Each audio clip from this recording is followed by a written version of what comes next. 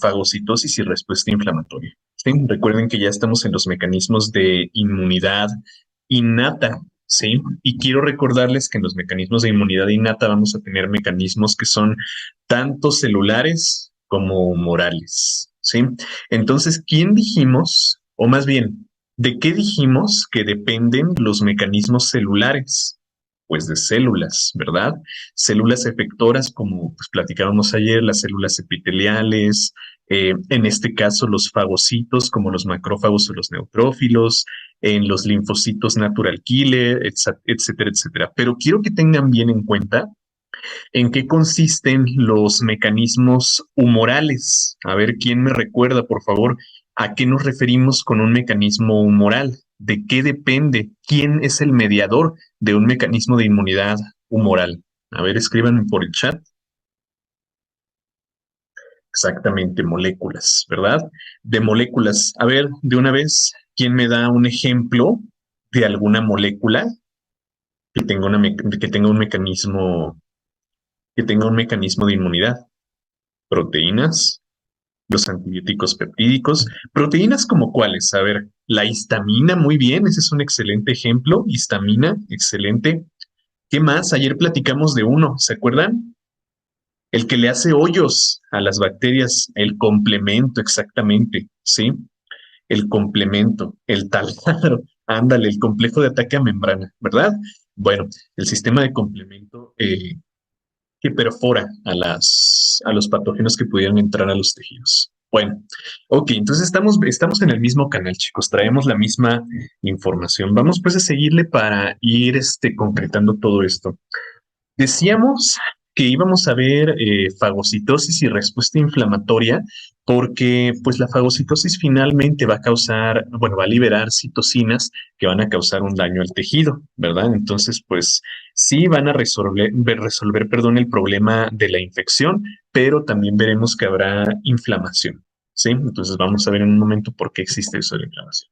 Las células efectoras o las células, pues, que van a realizar el proceso de fagocitosis, pues eran dos, ¿verdad?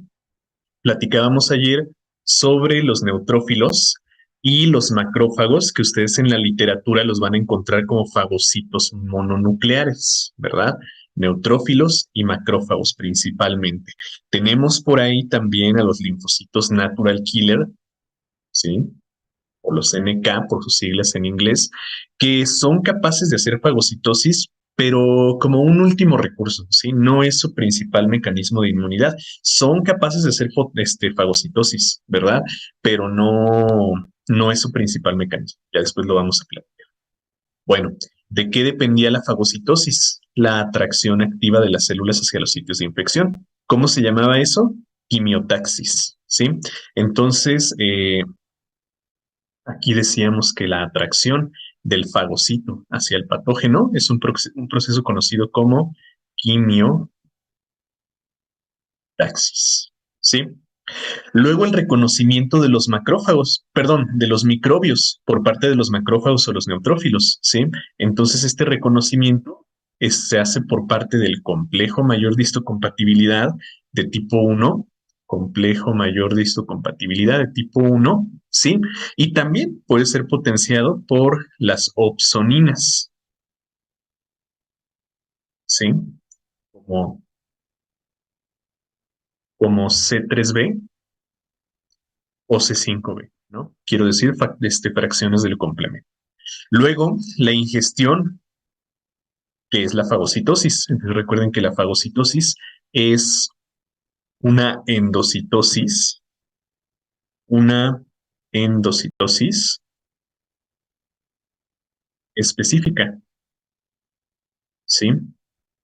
Entonces, ¿qué es lo que vamos a fagocitar? Pues lo que no exprese al al complejo mayor de histocompatibilidad de tipo 1. Y finalmente, la destrucción de los microbios ingeridos en el citoplasma del fagocito. ¿Por medio de qué? De lisosomas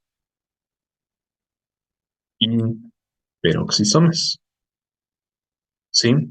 Entonces, pues recuerden que ayer les pedí que repasaran por ahí cuestiones de biología celular, porque ahorita vamos a estar tratando mucho a los organelos celulares, ¿sí? Entonces, si no tienen bien la noción de qué es un lisosoma, es un peroxisoma, pues no me van a entender de lo que vamos a hablar ahorita, ¿sí? Entonces espero que hayan repasado por ahí conceptos de biología celular. Y bueno, pues también anoche les mostraba un video, ¿sí? Sobre, pues precisamente el proceso quimiotáctico por el que un neutrófilo era atraído hacia un patógeno, ¿sí? Entonces esto es lo que se conoce como quimiotaxis, ¿sí?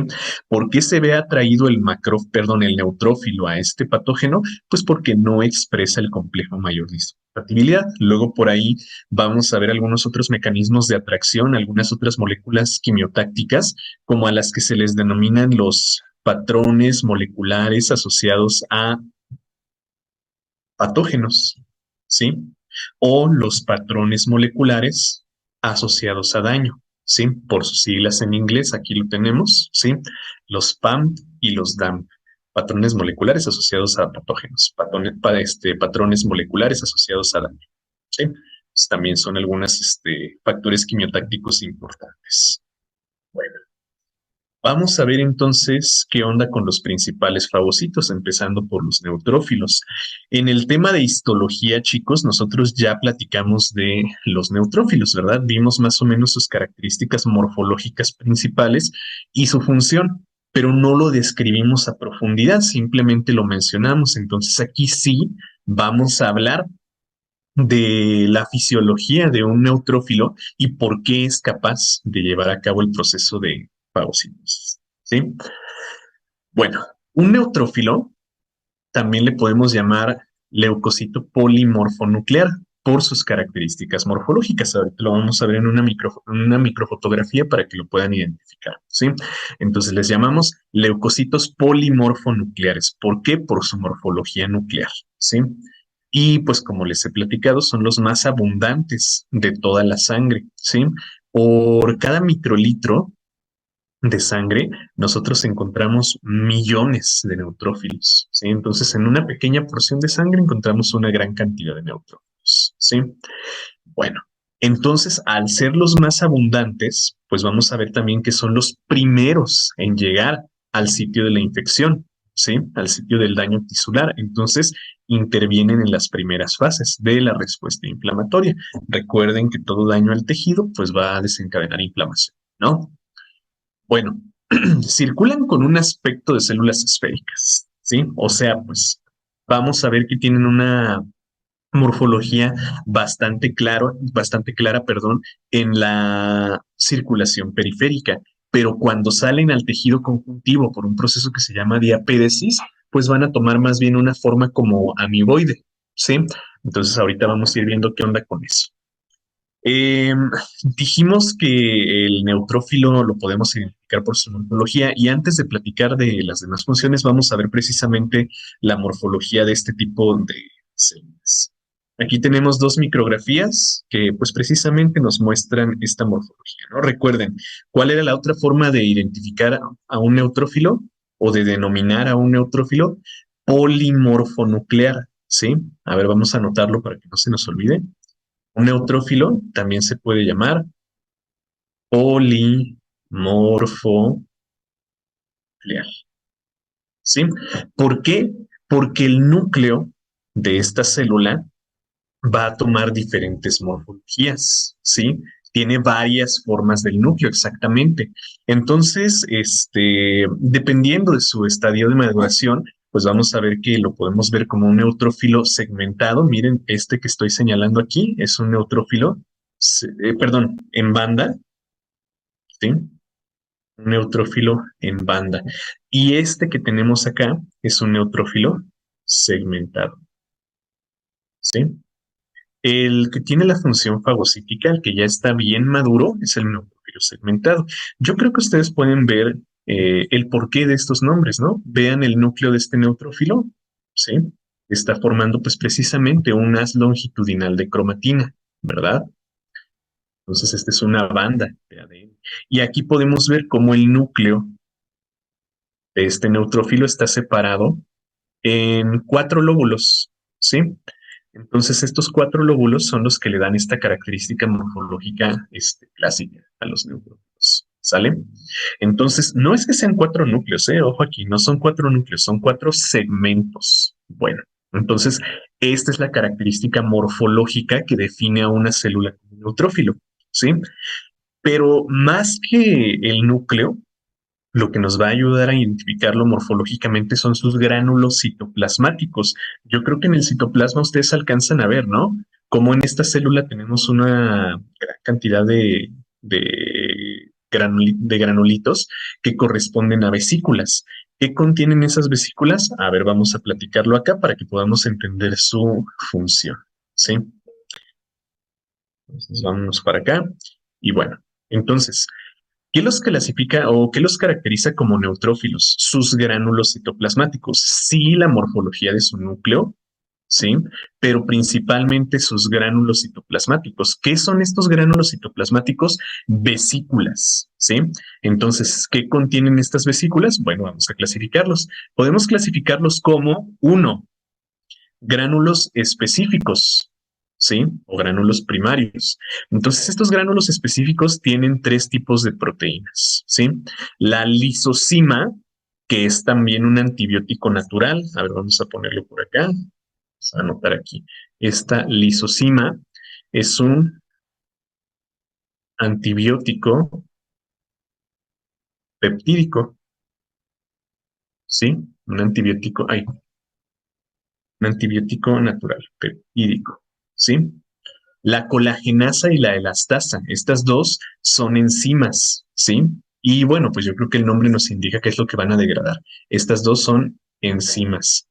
¿Qué degrada la colagenasa? Pues colágeno. ¿Qué degrada la elastasa? Elastina. ¿Por qué, chicos?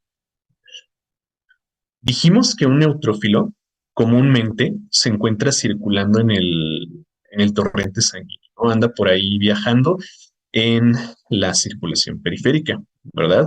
Y aquí en la circulación periférica, bueno, pues tienen su morfología característica, ¿no? Decíamos una forma circular o esférica y un núcleo segmentado, ¿no? Ok, entonces sí lo encontramos en la circulación periférica.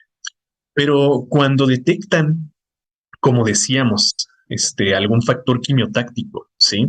Como los patrones moleculares asociados a daño, como los patrones moleculares asociados a patógenos, como las quimiosinas polipeptídicas, ¿sí? Cuando detecta pues alguno de estos factores quimiotácticos, lo que va a hacer es pegarse al endotelio, porque recuerden que un vaso sanguíneo pues es un epitelio, ¿no? Está formado por células escamosas que en su superficie pues expresan marcadores, ¿verdad? Entonces estos marcadores van a ser el sitio de unión de un neutrófilo, ¿sí? Al endotelio. Comúnmente los neutrófilos están circulando en la sangre, ¿sí? O sea, flotando ahí en el vaso sanguíneo, pero cuando se detecta alguno de estos factores quimiotácticos, ¿sí? Se van a expresar también en la membrana del neutrófilo proteínas que se conocen eh, como ligasas, ¿sí? Entonces estas proteínas se van a unir a la célula endotelial y van a andar básicamente rodando, ¿sí? Van a andar rodando en la pared del vaso sanguíneo. ¿Para qué? Para que cuando se abra el endotelio, cuando se haga una apertura entre dos células sanguíneas, bueno, pues el neutrófilo pueda migrar del tejido sanguíneo, de la sangre, pues, al tejido conjuntivo, en un proceso que dijimos se llama diapédesis. Entonces, ¿qué va a hacer nuestro neutrófilo? Va a modificar a su citoesqueleto, ¿sí? Para alargarse y tomar más bien una estructura amiboide, ¿sí? Una estructura como de una amiba, como lo veíamos en el video de hace rato, ¿no? Y salir al tejido conjuntivo, ¿sí? Para cumplir su función, que es la fagocitosis, ¿no? Bueno, entonces, como se está moviendo en el tejido conjuntivo, a ver, acuérdense, esto es sangre, ¿sí? Y esto es tejido conjuntivo, pues necesitamos degradar a las fibras del tejido conjuntivo. ¿Cuáles son esas fibras del tejido conjuntivo? Pues precisamente fibras de colágeno y fibras elásticas, ¿sí? Para eso, el neutrófilo precisamente tiene estas enzimas. Y fíjense lo que implica esto, ¿eh? Si estamos degradando las fibras de colágeno y las fibras elásticas, pues estamos causando un daño en el tejido. ¿Y qué va a desencadenar ese daño en el tejido? Inflamación, ¿sí? Por eso ponemos fagocitosis e inflamación juntos. Entonces, los gránulos específicos, ¿sí?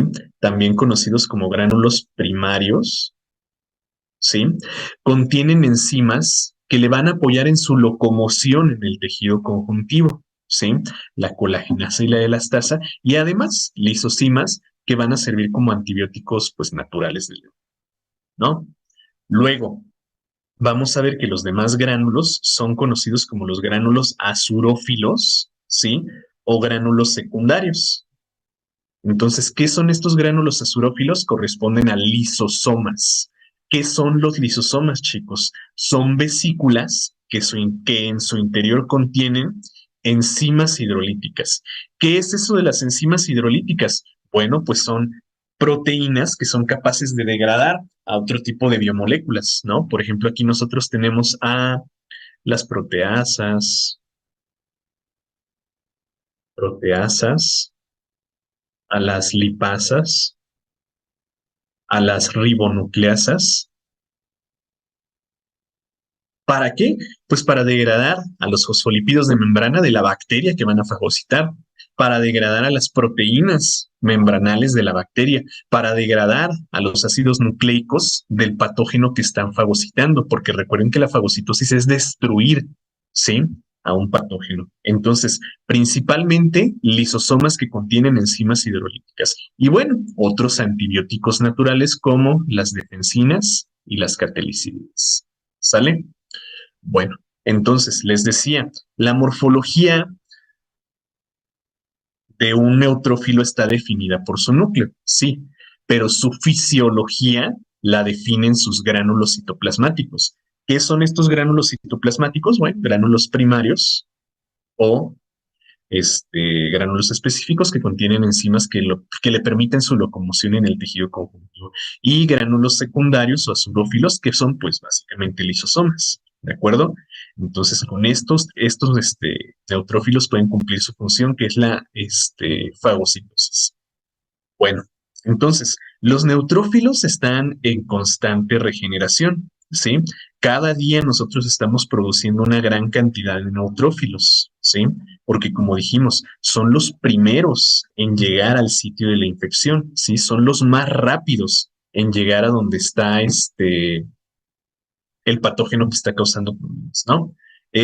Pero resulta que no son las células más efectivas a la hora de lidiar con un patógeno. Ahorita vamos a ver qué. Bueno, de una vez, duran solo unas pocas horas circulando en la sangre, ¿sí? O sea, salen de la médula ósea como neutrófilos ya maduros, entran a la circulación periférica y si no encuentran nada que fagocitar, o sea, si no encuentran ninguno de estos factores quimiotácticos en el exterior, en el tejido conjuntivo, pues no van a salir de la circulación, ¿sí? Y si no cumplen una función, si están ahí nada más circulando y no cumplen ninguna función, están ahí nada más gastando energía, ¿qué van a hacer?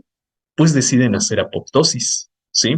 Entonces, después de 6 horas, bueno, en promedio, ¿no? O sea, no es como que, ya, pues, salí a las 12 y ya son las 6, me voy a matar. Pues no, ¿verdad? Pero después de un promedio de 6 horas, si no están cumpliendo su función, que es fagocitosis en el tejido conjuntivo, pues van a decidir hacer apoptosis, ¿sí? Entonces, si no cumplen su función, se suicidan, ¿sí? Ahora, un neutrófilo que sale al tejido conjuntivo, igual va a penetrar en el tejido conjuntivo, va a cumplir su función fagocítica y después de una fagocitosis, igual hacen apoptosis, ¿sí? Entonces, son las primeras en llegar, son las más rápidas en actuar, pero no suelen ser muy efectivas. ¿Por qué? Pues porque su ciclo biológico es en realidad muy limitado, unas pocas horas en el tejido conjuntivo, ¿sí? Unas pocas horas en la circulación sanguínea. Si no cumplen una función, bueno, pues están programados para hacer apoptosis, ¿sale? Se deprimen porque se sienten insuficientes y hacen apoptosis. Bueno, pues es una forma de decirlo, ¿no? Pero pues Sí, como les decía, acuérdense que ayer platicamos de apoptosis, ¿no? Y dijimos que había algunas células que para no gastar los recursos del tejido al que pertenecen, bueno, pues mejor hacen apoptosis y dejan ese espacio para otras células que sí están en función, ¿no? Entonces, bueno, pues ahí está, chicos. Bueno, ahorita vamos a ver cómo son los mecanismos de la fagocitosis, pero ahí tienen ya las bases. ¿Por qué un neutrófilo es capaz de hacer fagocitosis? Porque contiene gránulos en su citoplasma que contienen sustancias necesarias para cumplir esa función de fagocitosis, ¿sí? ¿Qué tan efectivos son? Pues apenas lo suficiente, ¿no? Apenas lo mínimo necesario para cumplir su función, ¿sale? ¿Tiene que ver su muerte con altos números? ¿Cómo? A ver, con altos números, o sea, una alta cantidad de neutrófilos, que se aumente la cantidad de neutrófilos. ¿A eso te refieres? ¿No? A ver, escríbeme otra vez porque no estoy entendiendo. A ver, entonces otra vez, chicos, para que puedan intentar, aquí están los neutrófilos, aquí en esta microfotografía, pues los tenemos un poquito más claros, ¿no? Todos estos se tratan de neutrófilos segmentados, con excepción de este. Este es un neutrófilo en banda, ¿sí? Ok. Bueno, una vez que el neutrófilo salió al tejido conjuntivo y va a cumplir su proceso, perdón, su función, que es neutralizar a un patógeno, bueno, pues tiene de tres, ¿no? O sea, ya sé dónde está el patógeno. ¿Cómo lo sé? Por los factores quimiotácticos, ¿sí? Los que les mencionaba hace un momento. Listo. Ahora, ya sé dónde está el patógeno. ¿Qué voy a hacer? ¿Cómo lo voy a degradar? Bueno, pues hay tres formas de lidiar con un patógeno, tres formas de degradar a un patógeno o tres formas de combatir la infección.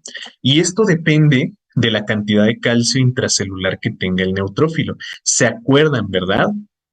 ¿Se acuerdan que les decía que el calcio es un desencadenante de la necrosis y de la apoptosis? Bueno, el calcio intracelular es básicamente un indicador de qué tan grave es la infección a la que me estoy enfrentando, qué tan difícil va a ser lidiar con esto. Entonces, mientras más calcio intracelular tenga un neutrófilo, más severa tendrá que ser su reacción. Entonces, en orden de efectividad, tenemos pues primero, ¿qué es lo primero que va a hacer un neutrófilo ante un patógeno?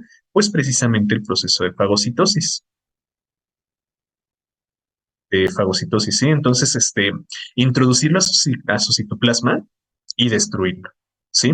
Introducirlo al citoplasma y destruirlo por medio de sus gránulos. Luego, si la infección no se resuelve con la fagocitosis, bueno, pues podemos recurrir a la degranulación del neutrófilo. Esperen un poquito.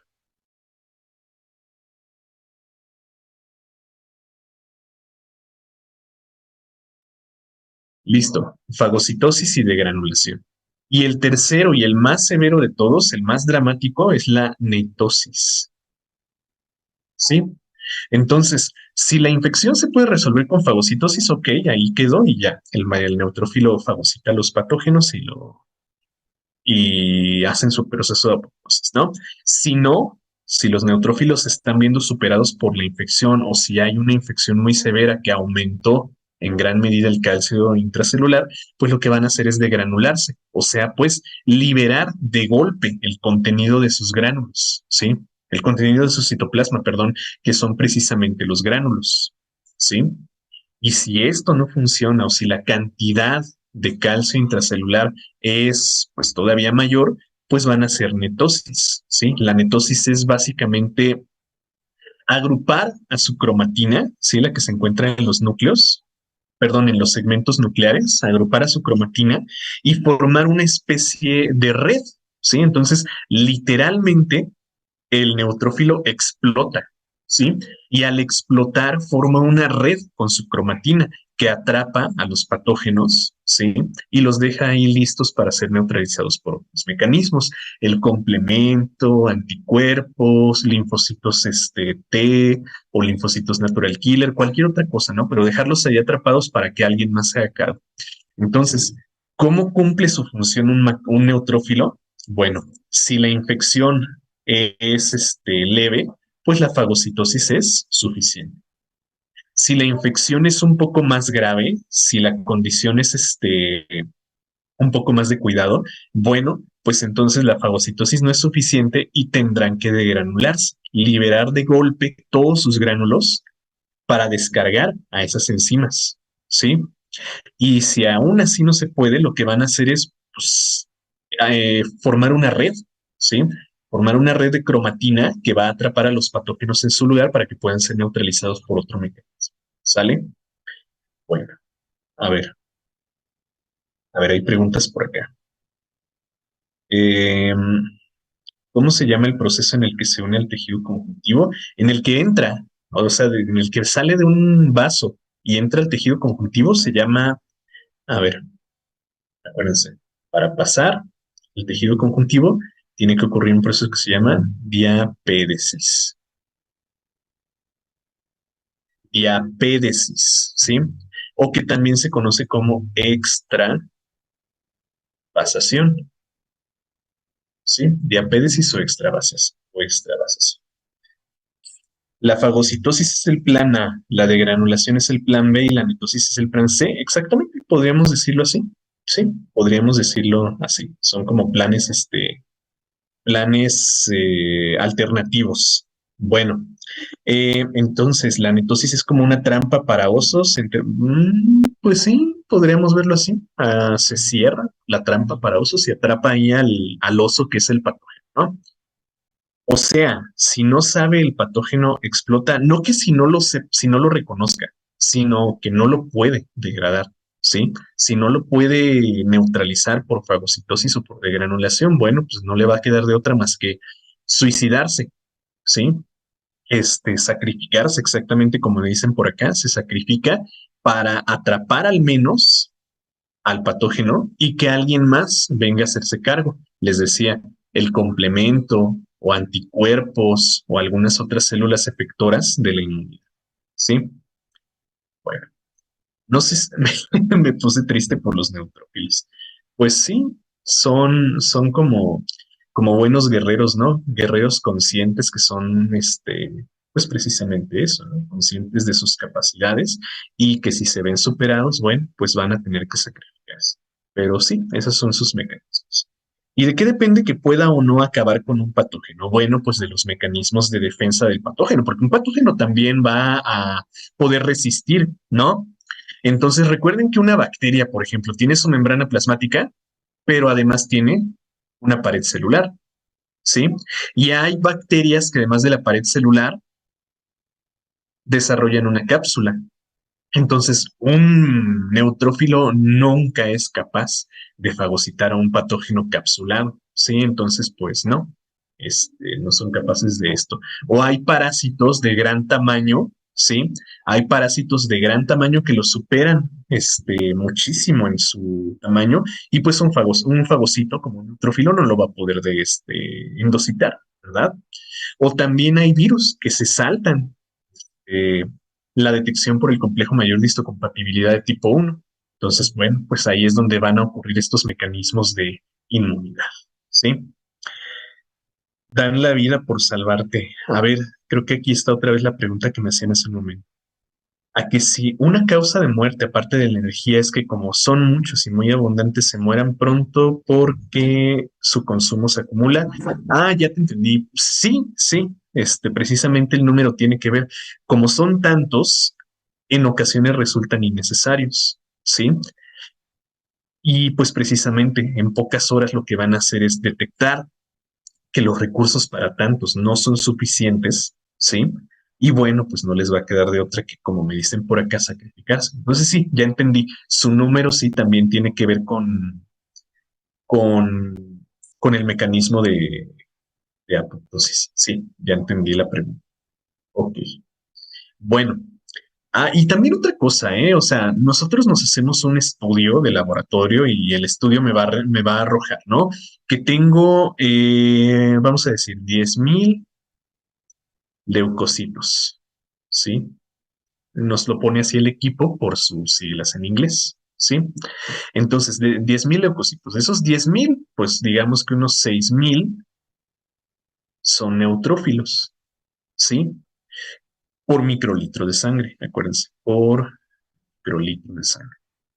Pero en realidad no son 6.000 los que hay en la sangre, son muchos más, porque como les decía, hay algunos que sí están libres en el torrente sanguíneo, sí andan por ahí libres en la circulación periférica, pero la mayoría de nuestros neutrófilos se encuentran rodando en los endotelios, ¿sí? ¿Se acuerdan de las enzimas perdón, de las proteínas que les mencionaba hace ratito? Las selectinas y las ligasas. Bueno, pues un neutrófilo va a estar más bien adherido al endotelio, al vaso sanguíneo. Entonces, pues no es que tengamos 6.000, tenemos muchísimos más, pero los que están libres circulando son estos, ¿sí? Y estos son los primeros en hacer apoptosis. Los que están circulando, pegados, adheridos al endotelio, son los que van a hacer el proceso de diapédesis, ¿sí? Los que van a salir al tejido conjuntivo para cumplir su función de, fagocitosis. Entonces, también ese es un dato interesante sobre los neutrófilos. ¿Sí? Bueno, a ver, me preguntan por acá. ¿Todo esto de los neutrófilos antipatógenos se reconoce por medio de las buenas defensas que tenemos para no enfermarnos? ¿Se refiere a los neutrófilos haciendo bien su trabajo? Bueno, cuando nos hablan de defensas, sí, pues nos están hablando de este tipo de células, pero de muchísimos factores más, ¿sí? Entonces, los neutrófilos son un tipo de defensa, ¿verdad? Son uno, pero hay muchos más, ¿sí? Y apenas llevamos algunos, entonces sí, también. ¿Son selectinas y qué? Ah, la L-selectina y las ligasas, ¿sí? Porque recuerden que uno de sus mecanismos es la netosis y esto tiene que ver con su ADN, ¿sale? Bueno, entonces, pues sí, los neutrófilos son capaces de hacer fagocitosis, es su principal mecanismo, pero cuando esta no funciona, pueden degranularse o pueden incluso llegar a ser netosis. Y es también algo necesario, ¿eh, chicos? También pasa. Bueno, vamos con los siguientes, que son los macrófagos. Recuerden que en la literatura los macrófagos suelen llamarles fagocitos mononucleares.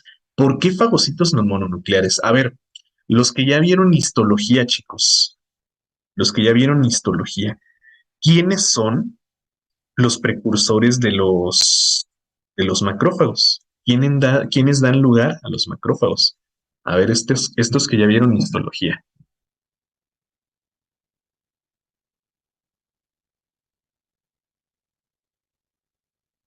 Los monocitos, exactamente, muy bien, muy bien.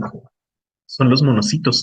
Entonces, un monocito, pues en realidad es lo mismo que un macrófago, ¿sí?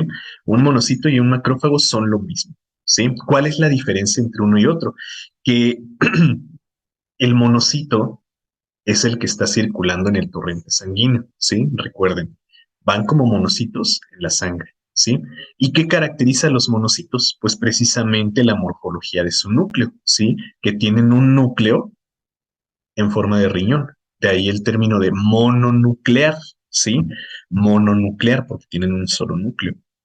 Ya que salen por medio del proceso de diapédesis al tejido conjuntivo, entonces ahora sí, como les digo, miren, toman esa forma amiboide y se convierten en un macrófago, ¿sale? Entonces, pues, en el tejido, perdón, en la sangre son monocitos. ¿Y cuál es la función del monocito? Circular, ¿sí? Andar paseándose por todo el torrente sanguíneo hasta que detecten una infección en el tejido conjuntivo y entonces sí, salgan al tejido conjuntivo donde ahora toman la denominación de macrófago. Entonces, ¿qué es un monocito? Es el precursor del macrófago, ¿sí? ¿Dónde está el monocito? En la sangre. ¿Dónde está el macrófago? En el tejido conjuntivo propiamente dicho. ¿Sale? Bueno, entonces por eso se les llama fagocitos mononucleares. ¿Sí? Y bueno, estos fagocitos mononucleares son mucho, mucho más eficientes que los propios neutrófilos. ¿Sí? Primero, son células mucho más grandes. ¿Sí?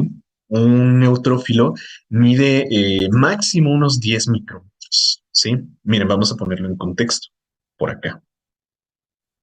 Cada uno de estas pequeñas células discoides que vemos por acá, estos que son como rositas, son eritrocitos. y los eritrocitos tienen un diámetro promedio de unos 7 micrómetros, ¿sí? Entonces miden unos 7, perdón, micrómetros, ¿sí? Entonces un neutrófilo mide máximo unos 10, ¿sí? Unos 10 micrómetros, ¿sí? El macrófago alcanza unos 15 micrómetros, ¿sí? Por ejemplo, miren, este es un monocito y vean lo que ya es evidentemente, perdón, más grande que un neutrófilo. Saliendo al tejido conjuntivo aumenta mucho su tamaño. ¿Y qué implica eso, chicos? Bueno, pues que su capacidad fagocítica será mayor, ¿sí? Su capacidad fagocítica será mayor, entonces tienen una mayor capacidad de fagocitosis. Recuerdan que un neutrófilo hace una fagocitosis y se muere, ¿sí? Ya, esa fue su función, hacer fagocitosis y después hace apoptosis, ¿sí? Eh, los macrófagos, ¿no? Entonces los macrófagos tienen una capacidad de hacer fagocitosis una y otra y otra y otra vez, ¿sí? Entonces tienen una mayor capacidad que los neutrófilos, ¿sí? Y sobreviven mucho más que un neutrófilo. Pueden durar varios días en el sitio de la infección, ¿sí? Fagocitando y fagocitando y fagocitando, ¿sí? Entonces pueden hacer fagocitosis muchas veces, al contrario que los neutrófilos hacen una y se mueren, ¿sí? Entonces, pues tienen sus ventajas y sus desventajas, ¿no? No son los primeros en llegar al sitio de la inflamación, pero pues sí tienen su velocidad. Pero su función principal, o su ventaja, mejor dicho, principal, es que tienen una mayor capacidad de fagocitosis, ¿sí? O sea, pueden hacer fagocitosis muchas veces y no entrar en el estado de apoptosis. Suelen durar varios días, ¿no? 1 o 2 días después de la infección. Pero tienen una capacidad todavía mayor, ¿sí? Todavía más importante, ¿sale? A ver, ahorita vamos a platicar de esa otra función. Eh, entonces, me preguntan por acá, a ver, una pregunta bien interesante. Esta es una pregunta que quiero que me contesten ustedes. Me preguntan, ¿un neutrófilo tiene una respuesta de tipo celular? ¿Qué dicen? ¿Sí o no? ¿Un neutrófilo tiene un mecanismo celular? Ujú, perfecto. Claro que tiene un mecanismo celular. ¿Por qué? Pues porque es el propio neutrófilo el que está llevando a cabo el mecanismo de inmunidad. Entonces, sí, ya ven lo que les decía ayer, porque ustedes tienen grabado así como si fueran un cassette, ¿no? Ah, pues la inmunidad celular está a cargo de los linfocitos T. Y ya, es lo único. Pero no, ya están viendo que hay más componentes del sistema inmunológico que tienen ese mecanismo celular. Y acabamos de ver precisamente a los neutrófilos. Ahora, el macrófago tendrá también un mecanismo celular. El macrófago tiene un mecanismo celular. Sí, ¿verdad? Exacto, muy bien, chicos. Entonces de eso se trata, chicos, que entiendan, que comprendan. Ahora, ¿entienden por qué sí? ¿Por qué el neutrófilos y el macrófago sí tienen un mecanismo celular? Yo creo que sí, porque es la propia célula la que está llevando a cabo el mecanismo de inmunidad, ¿sí? Porque es la célula la que, ándale, porque es la que está atacando. Exacto. Muy bien, chicos. Ahí está. Perfectísimo. Ok, bueno. Listo, entonces ya lo tenemos, ¿sí? Ya lo tenemos. Bien. A ver, déjenme ver qué viene por acá.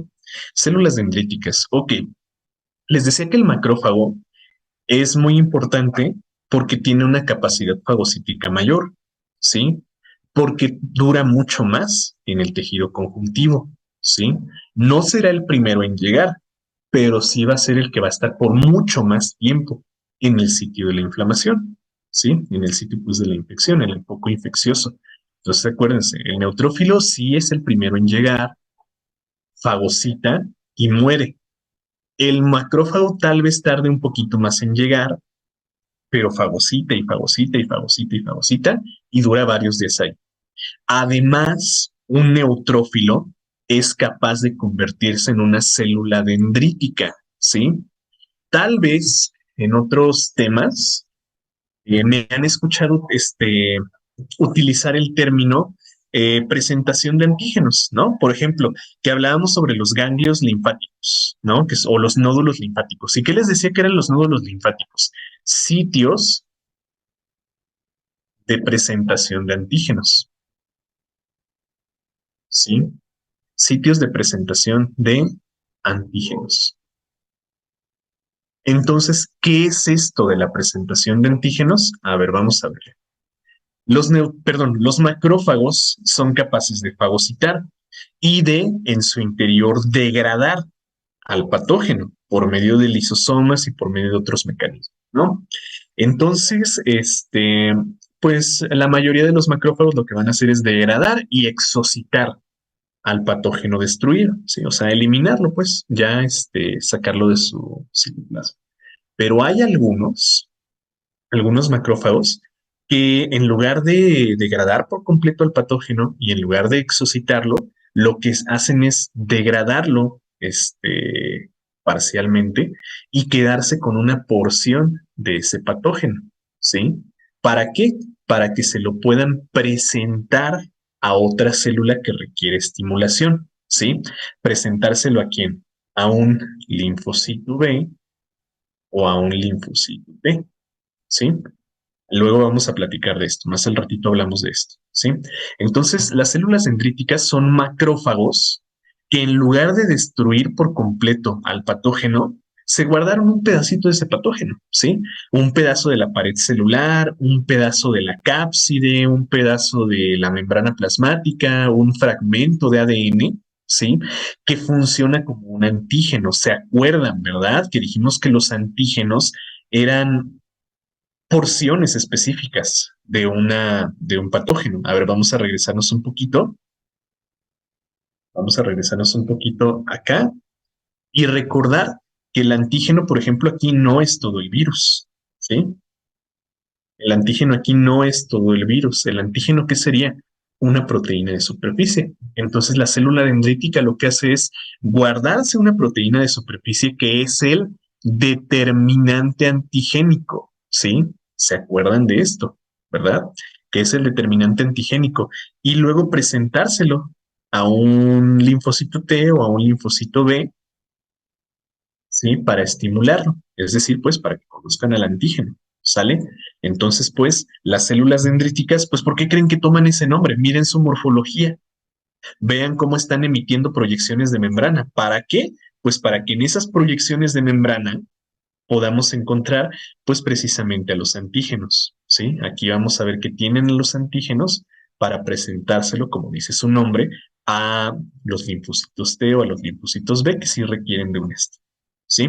Entonces, pues las células dendríticas son las famosas células presentadoras de antígenos, ¿sí?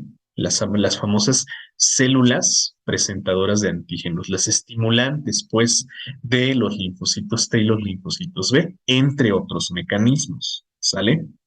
Entonces, pues, la función de estas células es capturar al antígeno, fagocitarlo parcialmente y los fragmentos presentárselos a los linfocitos T o B, ¿sí?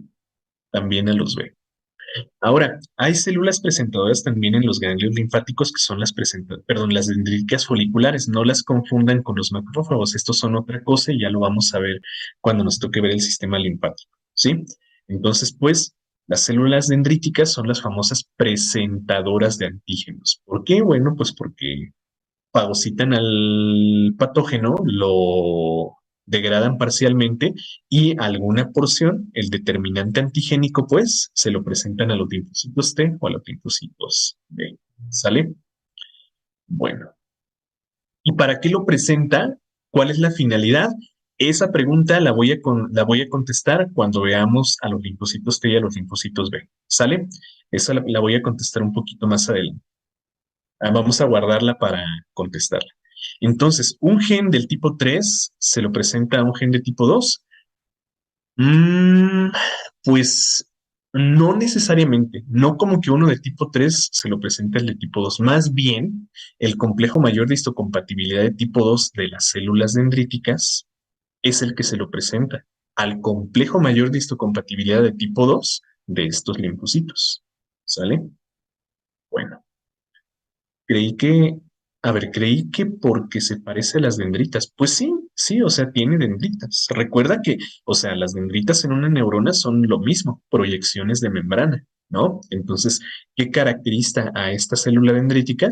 Proyecciones de membrana. Entonces, sí, es por eso, ¿sí?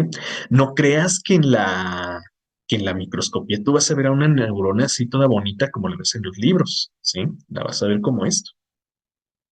A ver, ¿y qué hace que los macrófagos se transformen en células dendríticas? Ah, pues los complejos de diferenciación. ¿Se acuerdan, no?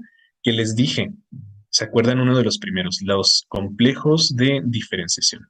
Los macrófagos suelen presentar en su superficie a el CD11, al CD12, al CD27 y al CD19. ¿Sí? Pero los macrófagos que por su composición genética presentan al CD9, estos son los que se convierten en células dendríticas, ¿sí? Entonces, ¿qué es lo que hace? ¿Qué es lo que hace que los macrófagos se conviertan en este tipo de células? Una proteína de membrana, ¿sí? La CD9. Ya que vean, acuérdense, ¿eh? Les dejo de tarea ver el apéndice de algún libro de inmunología y ahí van a ver eso de los CD9, ¿sí? Busquen qué onda con esto del CD9 y ahí van a ver que pertenece a las células ¿sale? A ver qué más preguntas hay por acá. Recreo. Ah, espérate tantito. Empezamos con las 10:10. Perdón, a las 9:10.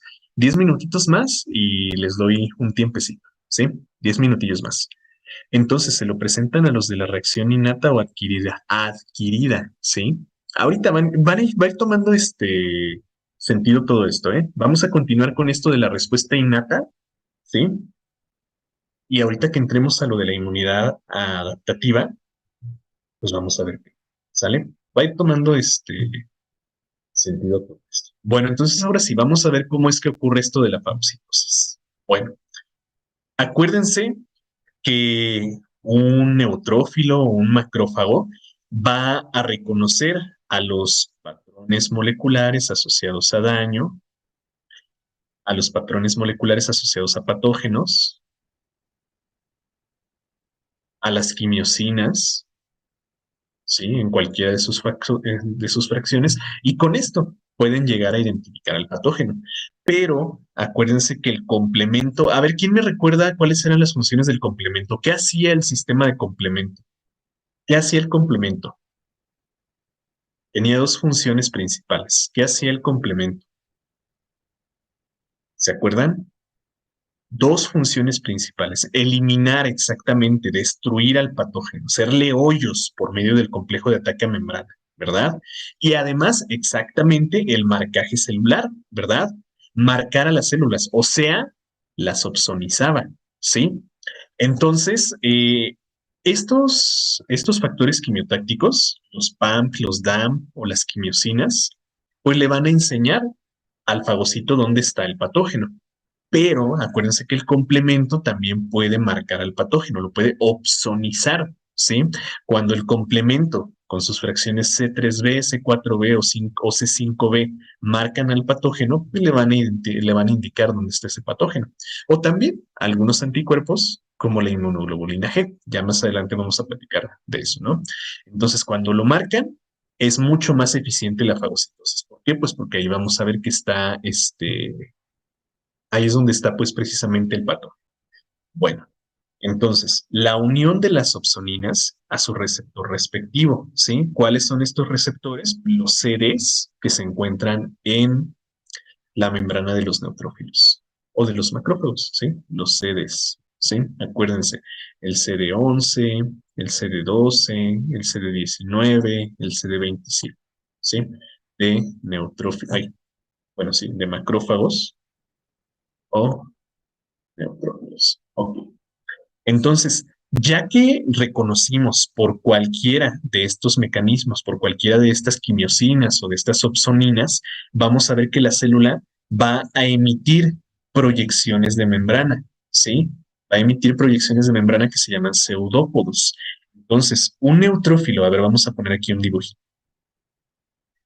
Un neutrófilo que detecta a un patógeno, bueno, tiene su forma amiboide, ¿no? Así como una amiba.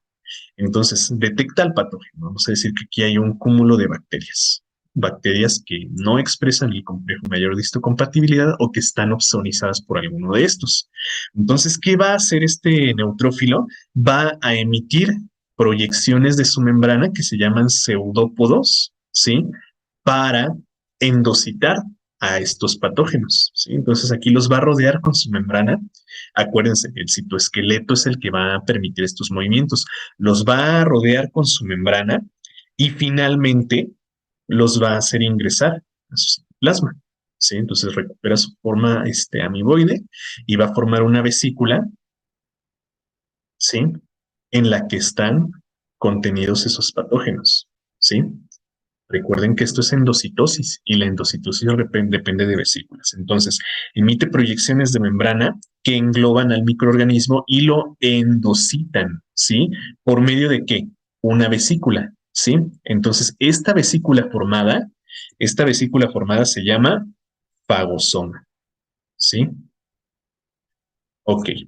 Ya en el citoplasma, el fagosoma se va a fusionar con los gránulos citoplasmáticos del fagocito, sea neutrófilo, sea macrófago, se va a fusionar con los gránulos.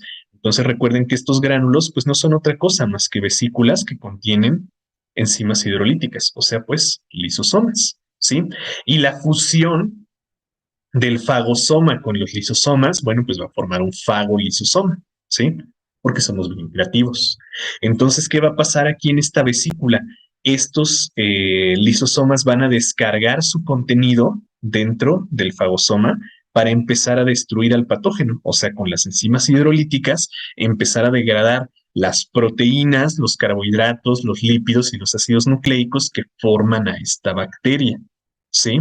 Entonces vamos a destruir a los microorganismos por mecanismos oxidativos, como los peroxisomas, y no oxidativos como los lisosomas, o bueno, mejor dicho, pues como enzimas hidrolíticas, enzimas. ¿Sí?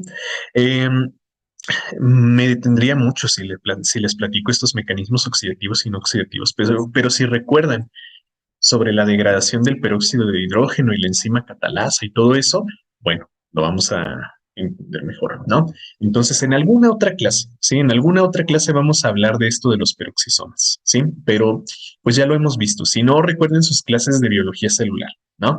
Los mecanismos oxidativos. Y los no oxidativos, bueno, pues decíamos la lisosima, las proteasas, las lipasas, los antibióticos naturales como las catalicidinas y las defensivas, ¿no? Bueno, entonces, lo que van a hacer ya en su interior es degradarlo y finalmente exocitarlo, ¿sí?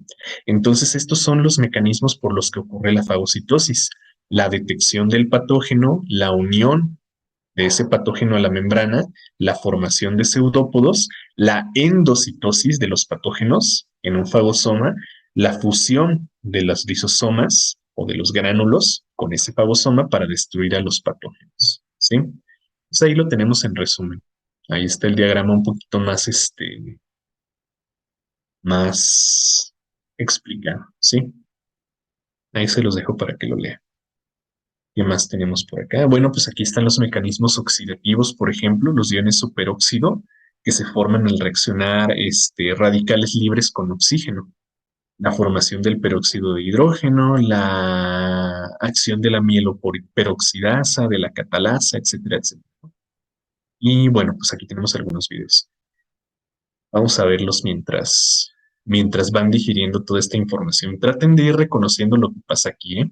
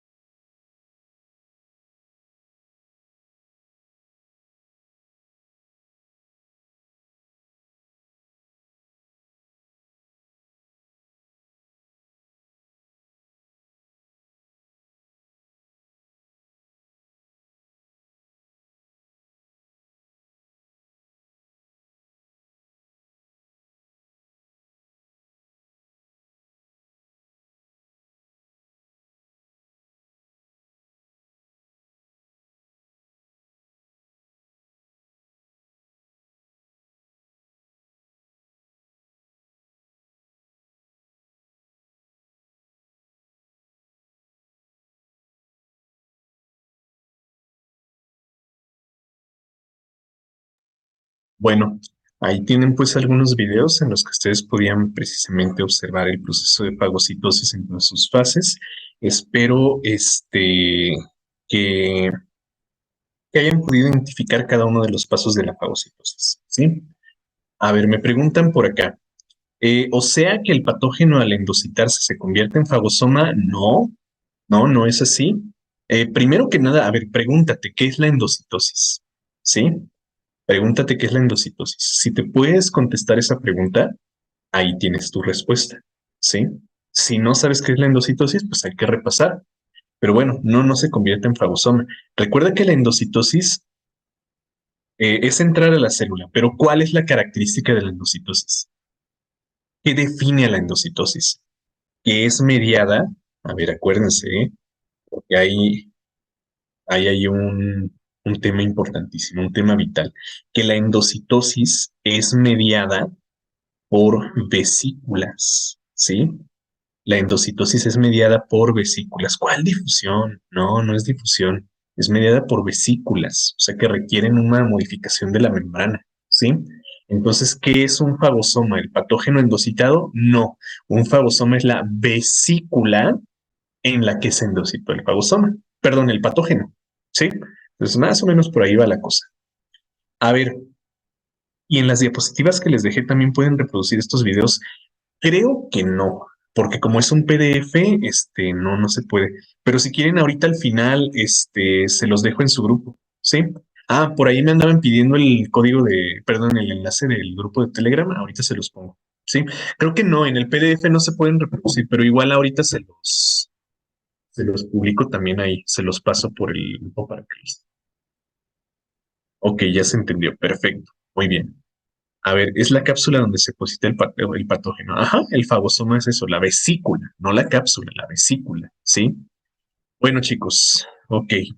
Para ponerle el soundtrack de Terminator, pues también, o me decían por ahí canciones de Linkin Park, ¿no?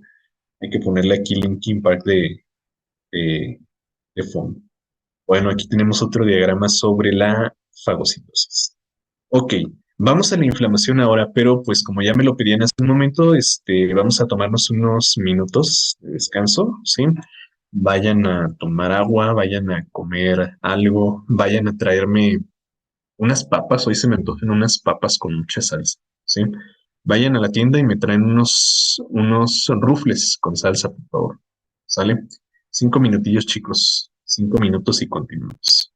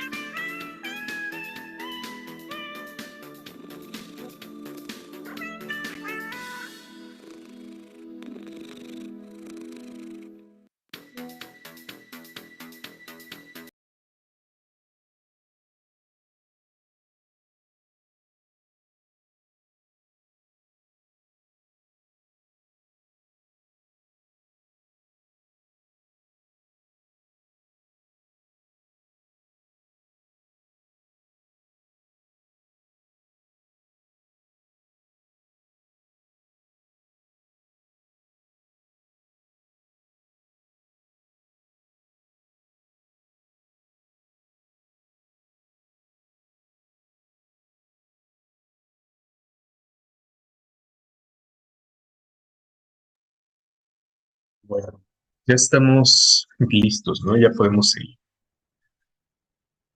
Estábamos platicando sobre la fagocitosis y decíamos que, pues precisamente el proceso de fagocitosis también puede desencadenar la inflamación.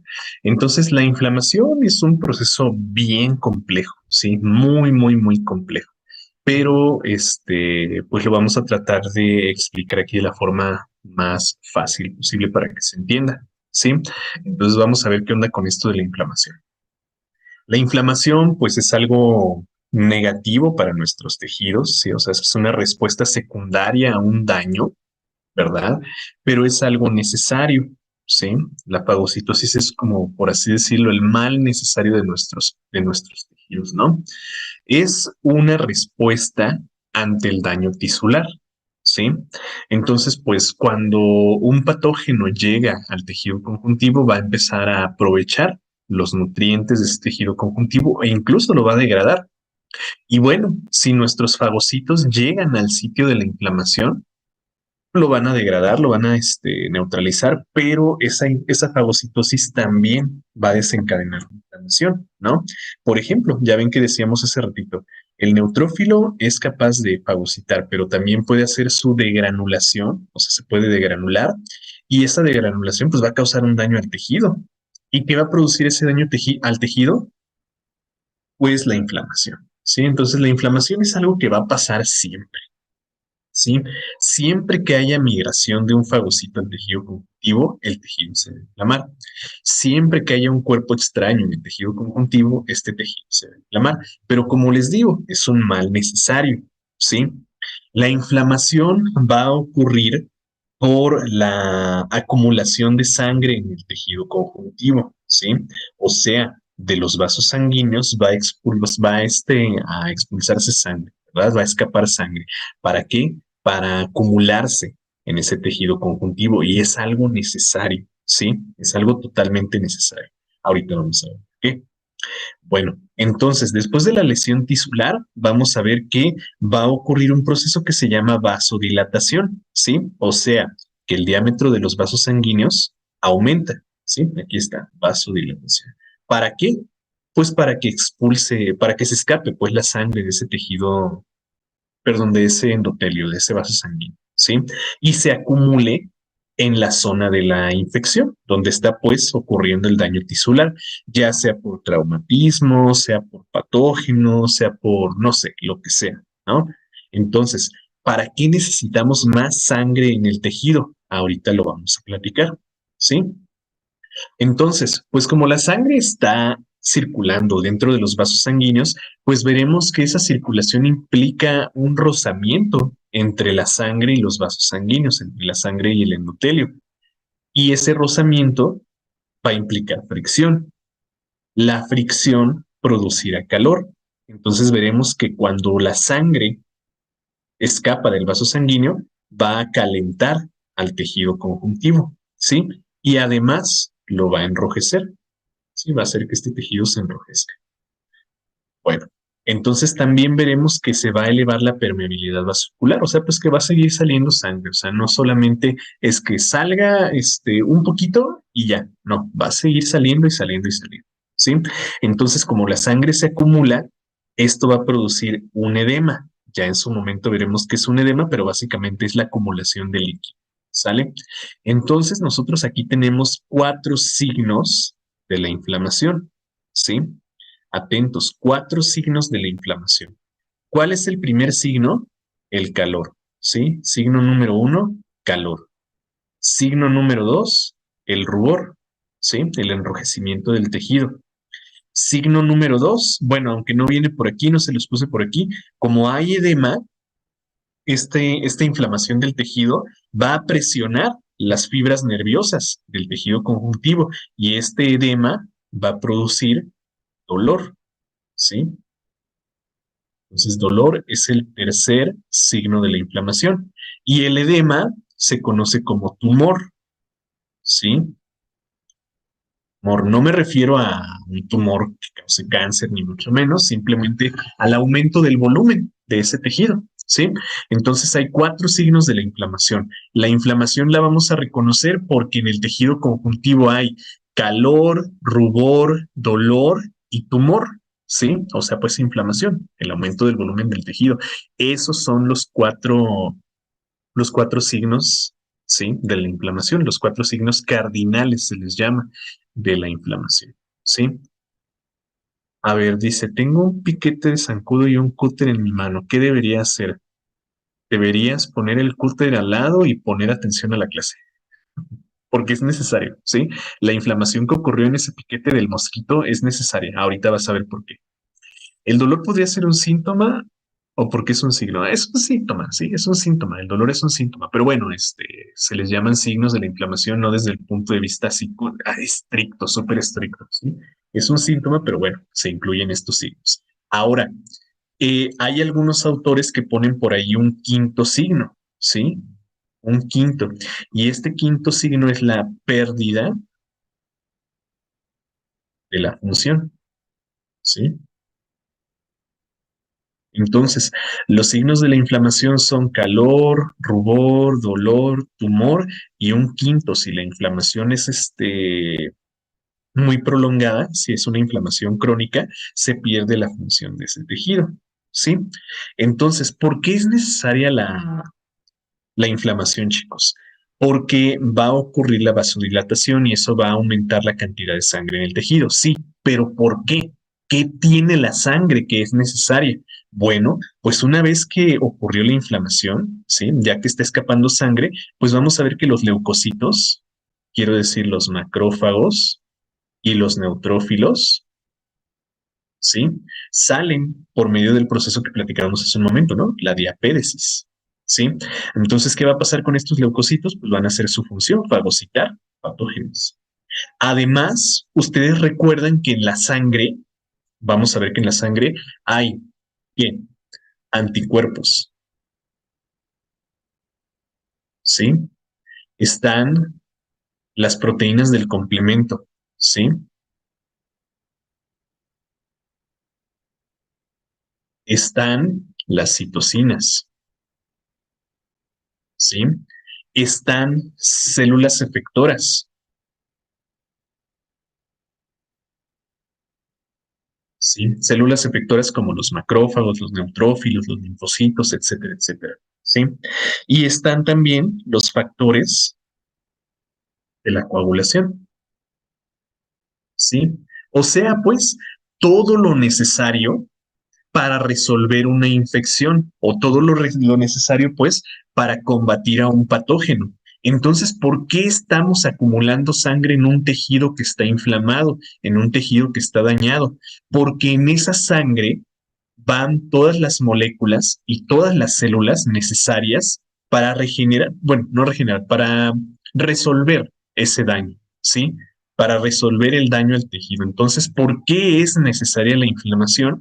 Porque se va a acumular sangre y en esa sangre van siendo transportadas todas las moléculas y todas las células necesarias para neutralizar a sea lo que sea que está causando el daño, ¿sí?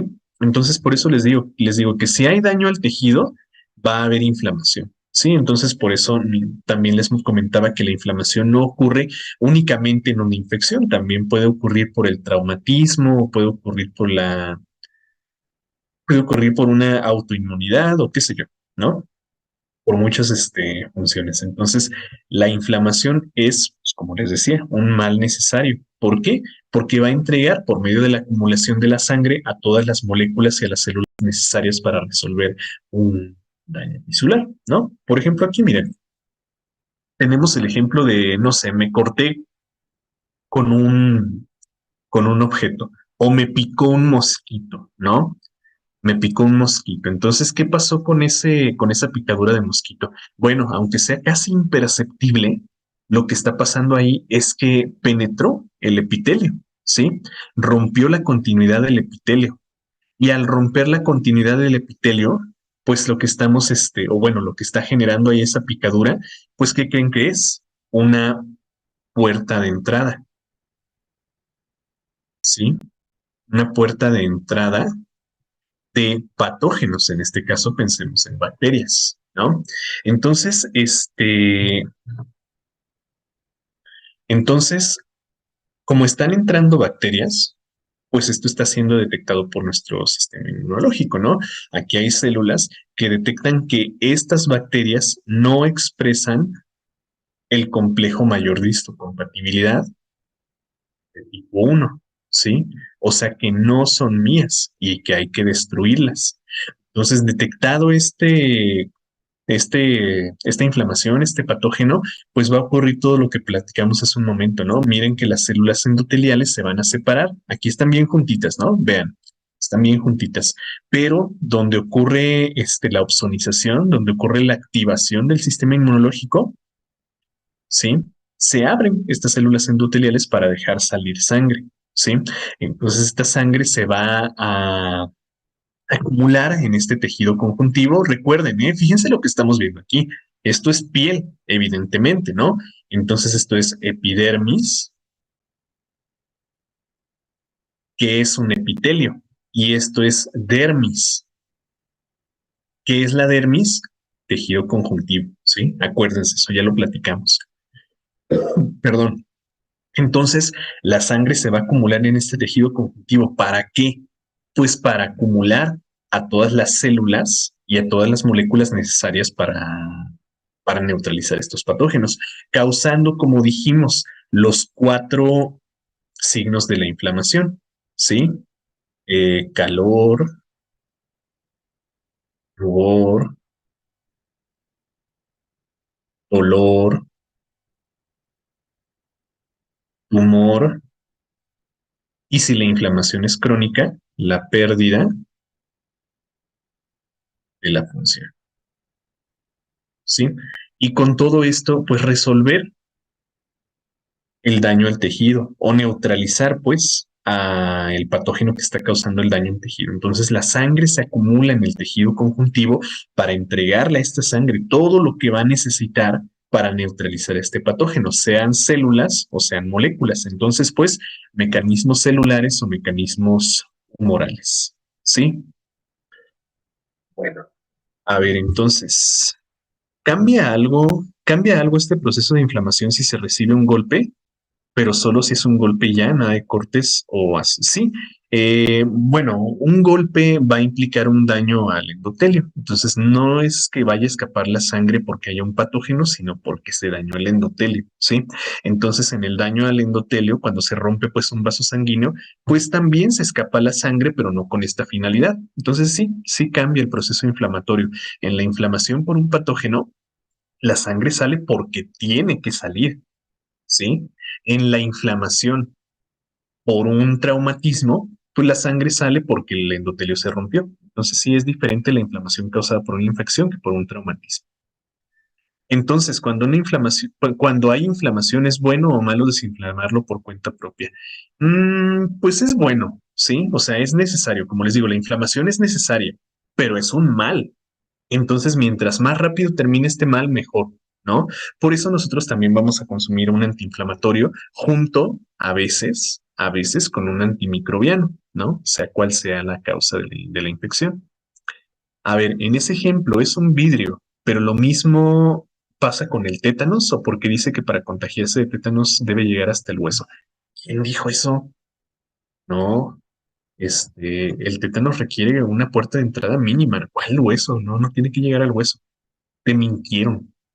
Entonces, cuando nos lastimamos y sangramos, aparte de que lastimamos a los endotelios, ¿sangra también a propósito? Sí, porque recuerda que una herida en un endotelio es una puerta de entrada y que entran patógenos, ¿sí? Y cuando se detectan los patógenos, hay que resolver esa infección, ¿no? A ver, entonces, puede salir de un corte sin haber dañado, puede salir sangre, perdón, de un corte sin haber dañado alguna vena. No, tiene que sangrar. Hay que entender a la piel, ¿sí? Porque veo que si hay por ahí dudillas en cuanto a el sangrado y todo eso. Vamos a entender a la piel en una clase posterior, ¿no? Pero sí, tiene que haber un vaso sanguíneo. Luego lo vamos a platicar para que esa sangre fluya con todo lo que se necesita, ¿hay mayor producción de histamina? No, no necesariamente. Ahorita vamos a platicar de la histamina, pero no necesariamente tiene que aumentar esta, ¿sí? Ahorita vamos a explicar esto y vas a ver por qué no es necesario. ¿Por qué cuando tengo mi periodo me inflamo? Bueno, recuerden que la inflamación es un proceso muy, muy complicado, ¿sí? Entonces, hay inflamación del tejido conjuntivo, hay inflamación de órganos por completo, o hay inflamación por otras, causas. Entonces, la inflamación no siempre va a ocurrir por esto. Por eso les decía que es tan compleja, ¿sí? Bueno, entonces la inflamación, pues chicos, desde el punto de vista de una infección, es total y absolutamente necesaria. ¿Por qué? Porque la inflamación se produce por la acumulación de sangre y la sangre se acumula porque está entregando todo lo que es necesario para resolver esta inflamación, ¿sí? Entonces, esa es la función de la inflamación. Si hay daño tisular, tiene que haber inflamación. Bueno, vamos a pasar a otro tipo de células que son los linfocitos natural killer o asesinos naturales o citolíticos naturales, ¿sí? Estos, pues como dice su nombre, son citolíticos, perdón, son linfocitos, ¿sí? Y lo que van a hacer es reconocer a las células infectadas, ¿sí? O células que no expresan, pues, el complejo mayor de histocompatibilidad de tipo 1, ¿sí? Las reconocen. ¿Y qué es lo que van a hacer? Bueno, pues destruirlas directamente por medio de qué? La secreción de citocinas proinflamatorias. Ya saben qué onda con eso, ¿no? Entonces estas células van a descargar directamente, yo creo que aquí pueden ver sus granulitos, ¿no? Estos gránulos que contienen estas citocinas. Se van a fijar al patógeno y dentro del patógeno o dentro de la célula infectada por un patógeno van a descargar a estas citocinas para que la célula haga apoptosis, ¿sí? Entonces, pues, los linfocitos natural killer van a llevar a cabo un mecanismo de inmunidad celular. ¿Por qué? Pues porque el linfocito es el que está actuando directamente sobre la célula infectada. ¿Sale? No voy a profundizar mucho en estos porque estos los vamos a tocar un poquito más cuando veamos a los linfocitos T. A ver, vamos con otro tipo de células que tienen una gran importancia en los mecanismos de inmunidad. Por ejemplo, hace ratito me platicaban sobre la histamina, ¿no? A ver, vamos a platicar de histamina, ¿sí? Tenemos aquí tres células que actúan en conjunto, ¿no? Los mastocitos, los eosinófilos y los basófilos, ¿sí? Estos estas tres moléculas, perdón, ¿cuáles moléculas? Células, ¿sí? A estas tres células las vamos a ver tanto en los mecanismos de inmunidad innata como inmunidad adaptativa, ¿sí? Los vamos a ver en los dos mecanismos. Ahorita vamos a ver por qué. Y los tres tipos de células, vamos a ver que los podemos clasificar como granulocitos, ¿sí? O sea, pues, que tienen gránulos citoplasmáticos. ¿Qué son los gránulos? Recuerden que estos gránulos citoplasmáticos no son otra cosa más que vesículas, ¿sí? No son otra cosa más que vesículas. Y estas vesículas contendrán sustancias necesarias para combatir patógenos. Entonces, a ver, vamos con los mastocitos. Los mastocitos son células que se encuentran en la médula ósea, pero que podemos encontrar en otros tejidos, ¿sí? Sobre todo epitelios. Y lo que vamos a ver es que estos mastocitos contienen gránulos citoplasmáticos, y esto es lo que los identifica. Estos gránulos, estas vesículas, tienen como principal contenido a la histamina, ¿sí? Y otros mediadores inmunológicos. Antes de hablar de la histamina, quiero hablar de estos otros mediadores inmunológicos, porque aquí no me voy a atorar tanto. Entre estos mediadores inmunológicos están los factores quimiotácticos. Váyanme recordando en el chat mientras escribo esto que es un factor quimiotáctico, ¿sí? ¿Sí? Factores quimiotácticos y heparina. Esta heparina es un anticoagulante. A ver, nadie me contestó. ¿Qué eran los factores quimiotácticos? Eran los que atraían fagocitos, ¿sí? Que no se les olvide. Son atractores de fagocitos, ¿sale? Entonces, ¿por qué un mastocito tiene factores quimiotácticos? ¿Por qué un mastocito tiene un anticoagulante? Vamos a verlo por acá. El principal contenido de los gránulos de un mastocito es la histamina, ¿sí? La histamina, y ustedes saben que esta histamina es una hormona proinflamatoria. ¿sí?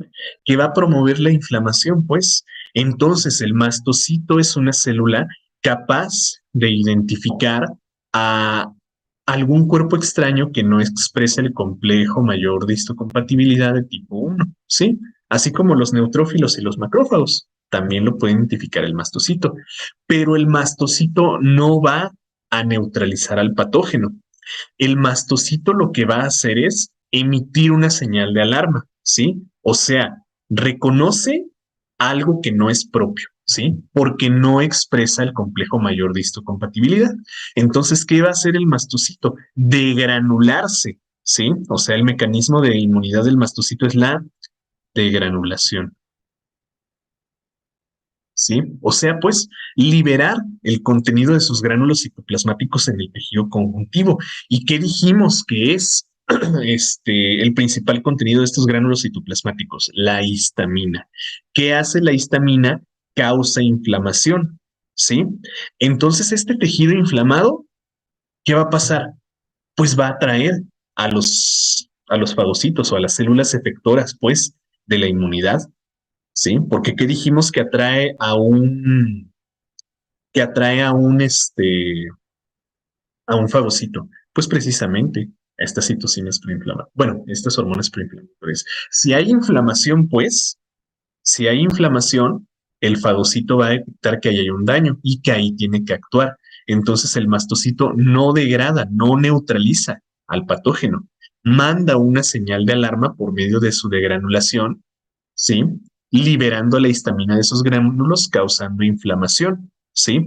Causando inflamación que va a atraer a los fagocitos. Y por si la inflamación no fuera suficiente, también va a liberar factores quimiotácticos que, como ya me dijeron ustedes, atraen a fagocitos, ¿sí? ¿Y por qué tiene heparina?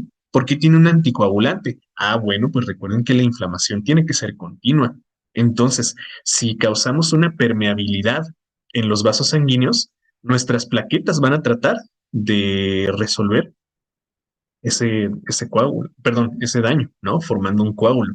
Entonces, para evitar que se forme el coágulo, ¿sí? Y que se siga entregando pues sangre al tejido, bueno, pues se va a producir ese anticoagulante, ¿sale? Entonces, el mastocito no va a actuar sobre el patógeno, el mastocito no lo va a degradar. ¿Qué es lo que va a hacer? Bueno, pues liberar por ahí una enzima proinflamatoria que va a mandar una señal de alarma. Entonces, me dicen por ahí exactamente el mastocito es el chismoso del tejido conjuntivo, porque no hace nada, este simplemente le habla a los macrófagos y a los neutrófilos para que cumplan su función, ¿sí? Ahora, los eosinófilos.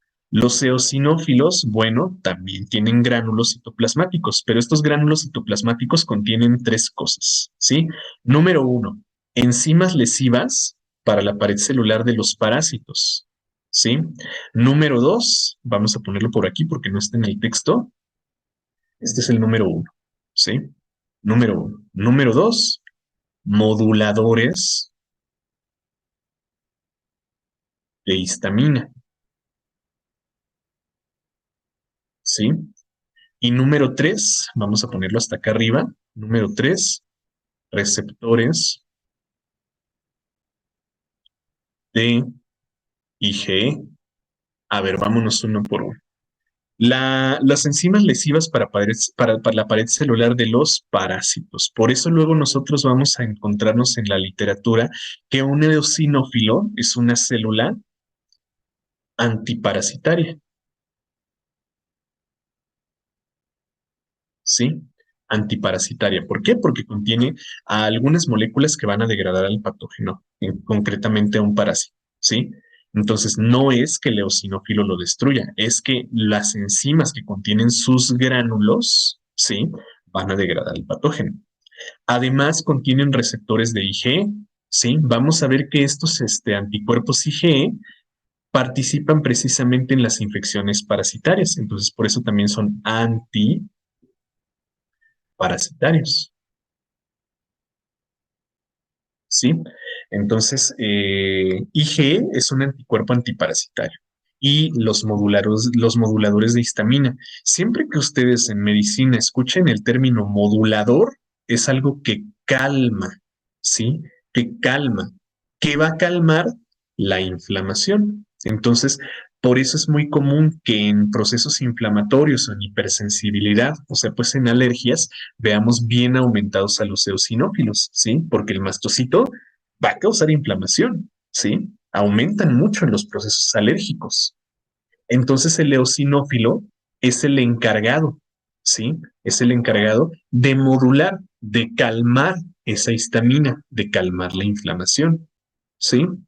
Y los basófilos, bueno, estos basófilos también son granulocitos, ¿sí? O sea, pues que tienen gránulos citoplasmáticos. ¿Y qué encontramos? Lo mismo, miren, receptores para IG, receptores, ¿sí? Y contienen también histamina. En sus gránulos vamos a encontrar que también contienen histamina, por lo que participan en las reacciones alérgicas, ¿sale? Entonces, aquí hay una cuestión interesante. Ya ven que decíamos hace ratito, un monocito es eso, en la sangre, ¿sí? Un monocito. Pero cuando el monocito sale al tejido conjuntivo, entonces se convierte en un macrófago. ¿Sí? Entonces, ¿cuál es la función del monocito? Solo circular, ¿sale? Entonces se piensa que es lo mismo con el basófilo y el mastocito, que en la sangre es un basófilo. ¿Y cuál es la función del basófilo? Circular, nada más. Pero en el tejido conjuntivo, entonces se convierte en un mastocito, ¿sí? ¿Y cuál es su función? Emitir una señal de alarma. Entonces se piensa que es más o menos lo mismo, ¿no? Bueno, de todos estos chicos, de todos estos, quiero que ustedes me digan, el mastocito, el eosinófilo y el basófilo llevan a cabo un mecanismo celular o humoral.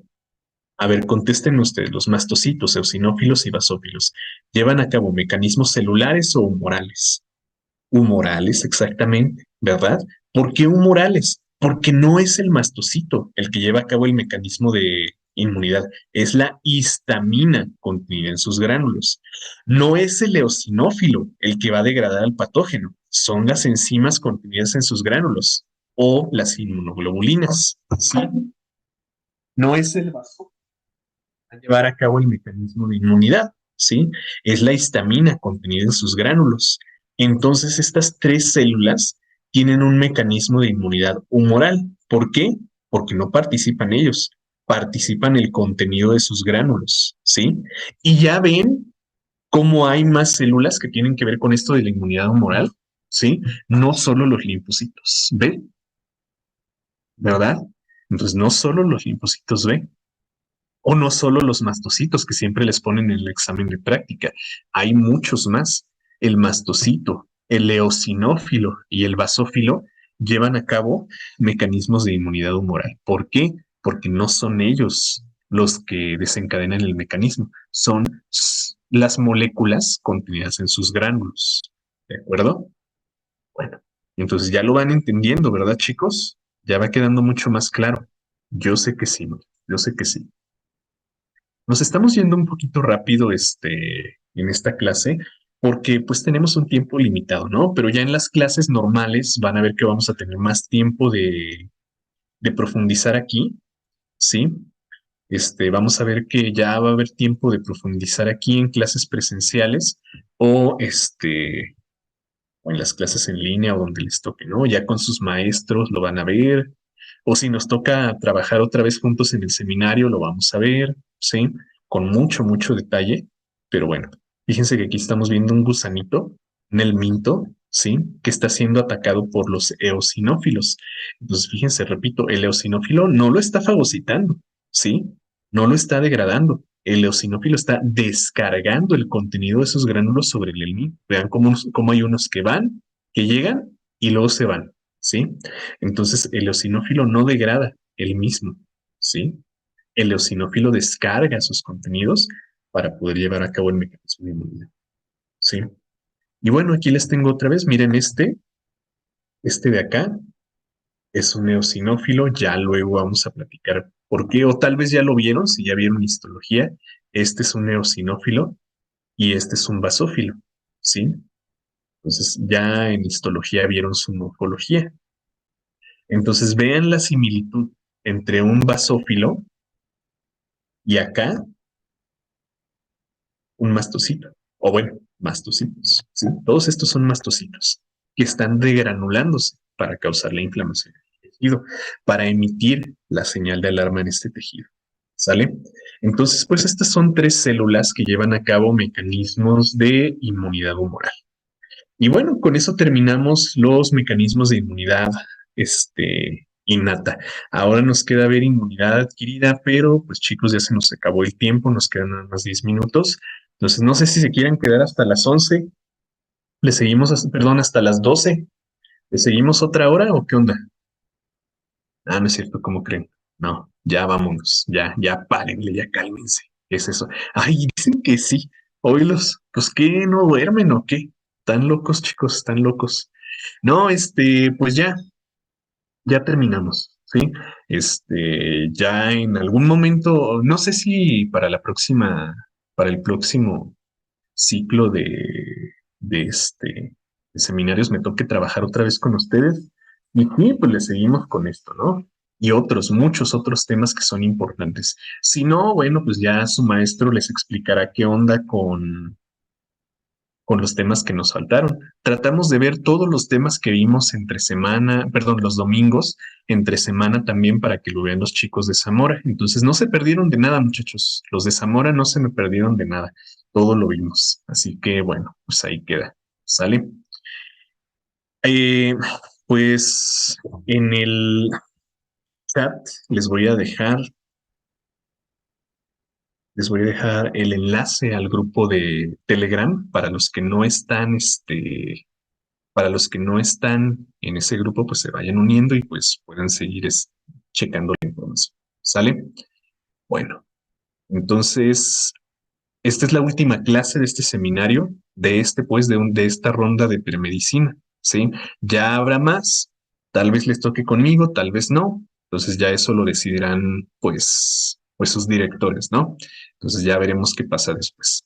Entonces, muchachos, nos quedó por ahí pendiente la inmunidad adaptativa, ya la verán en su momento. Ya saben que tienen libros, ¿sí? En su grupo de Telegram, tienen la presentación, tienen todo lo que necesitan. Tienen a sus maestros, tienen libros, tienen presentaciones, tienen todo, ¿sí? Si quieren completar el tema, vayan a la literatura, lean, chicos, ya saben, es la recomendación de todos los días, lean, pónganse a leer todos los días, porque de eso se va a tratar su carrera. Lean, pero sobre todo entiendan, comprendan lo que están leyendo, ¿sale? Bueno, de mi parte es todo por el día de hoy, muchachos, y pues nos vemos hasta que nos volvamos a ver, ¿sí? Hasta que nos toque de nuevo.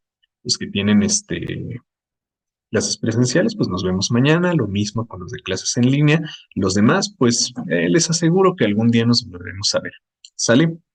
Bueno, es todo, chicos. Adiós, descansen.